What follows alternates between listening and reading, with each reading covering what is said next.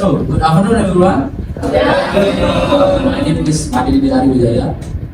In this occasion, I would like to present about my material. So, my material is phonetic. So, what is phonetic? Phonetic divided to two words. It's phone from Greek means sounds, and tic means the scientific study of something. So, phonetic is a scientific study of human speech. So, next. Is from the expert is Katamba. Phonetic is the branch of the linguistics by examining the inventory of structure, the sound of human, which humans are capable of producing. So there are three branches of humans. There are three branches of phonetics. There are articulatory phonetics, and acoustic phonetics, and auditory phonetics. So that's the first branch. The first branch is articulatory phonetics. It's a means of the study of the ways of human produce sound via the human organ like lungs, mouth, and teeth. So there are organs in our body. It consists of lungs that are pump up the air, so to the trachea and to the vocal tract. So vocal tract means vocal tract job is convert air into a sound. So how is air converted into a sound? In articulatory phonetics, there are two types. There are consonant and vowel. The consonant means the air can get out because it's stuck in our mouth, and the vowel means that air can out easily without any obstacle. So the first one is consonant. There are air passes through open vocal folds. We call these voiceless. There are the first consonant. There are voicing. There are two types of voicing. There are voiceless and voiced. So voiceless means that there are vibration in our echo, or in bahasa Bali we call batun salah. And voices, there are no sound and no vibration in our echo. So this is the example. When air passes through open vocal folds, we call these voiceless sounds. When air passes through vibrating vocal folds, we call these voiced sounds. You can feel the difference between voiced and voiceless sounds by putting your hand right here on your Adam's apple if you're a male, or where your Adam's apple would be if you're a female. So produce these two sounds in succession.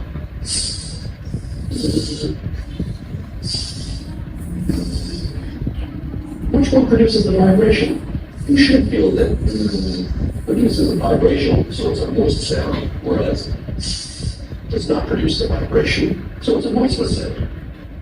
The air passes through open. So it's the means of voicing. So next is the place of articulation. Place of articulation refers to where in the vocal tract.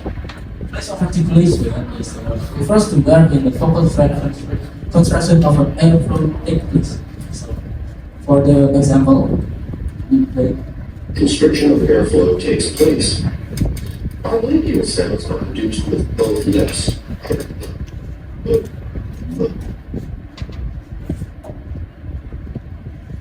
Labiodental sounds are produced with the upper teeth and the lower lip, such as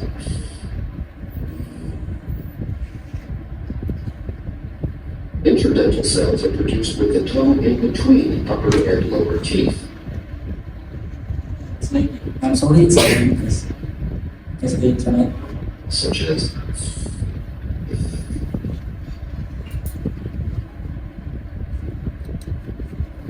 alveolar sounds are produced with the tongue out or near the ridge, right behind the upper front teeth, such as Next, the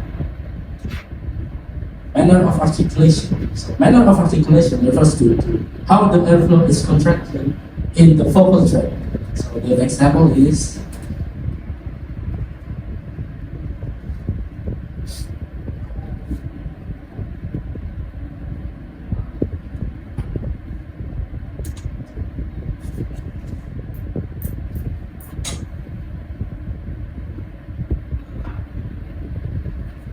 I'm sorry, we can't play the example because the internet lagging. So we next to the vocal. So describing vocal, there are three how to describe it over there. Height, vagueness, and roundness. The first is height. Height is refers to how high or low is our tongue. For example, consider the vowel sounds E and A. High or low is our tongue in the mouth when we're producing our sound or our vocal. This is the example. For example, consider the vowel sounds E and A. If you say both of these vowels in succession, you should feel your tongue going up and down as you say E.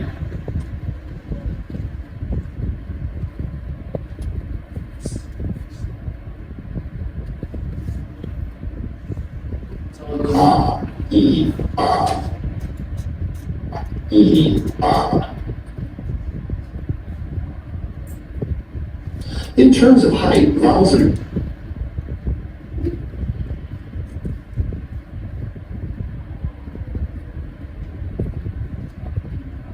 So next to the example. considered high, mid, or low. E is an example of a high vowel, and A is an example of a low vowel. So that's for height, and next to the vagueness. So the vagueness refers This can to be tricky as it takes some practice, but so for the vagueness refers to how far or back the tongue is when make a vocal or sound. So the example. consider the vowels E and U. If you say these vowels in succession, you may notice that your tongue is moving forward and backward as you say E, U, E, U, E, U. Okay, that's for vagueness, and we next to the roundness. So roundness. again, take the two sounds that we just used, E and So for roundness means whether you or not the lips are rounded when we producing our vocal or sound. U. As you can clearly see and feel, it is a rounded vowel, whereas E is not a rounded vowel.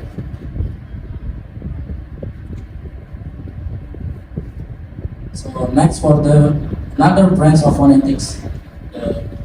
This is the acoustic phonetics, is the studies of sound waves that our body, our mouth produces. So this is the picture between the sound wave between mouth and our ear. So we can recording our sound in our mobile phone, and we can see our sound wave in our mobile phone. So next branch of phonetics is auditory phonetics. So what is auditory phonetics? Auditory phonetics means that the point is we can understand what people talk or what people say to us. So the type of auditory awareness or auditory phonetics, there are auditory awareness. Auditory awareness can be described as a combination. There are subjects of skill. There are detection, localizations, and attention. So this is the example of auditory awareness.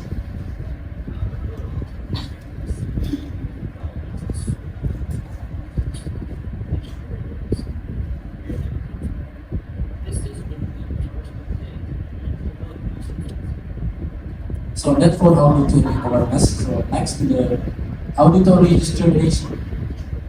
Auditory discrimination is the ability to recognize and compare the distinguish between distinct and separate sound. So for the example,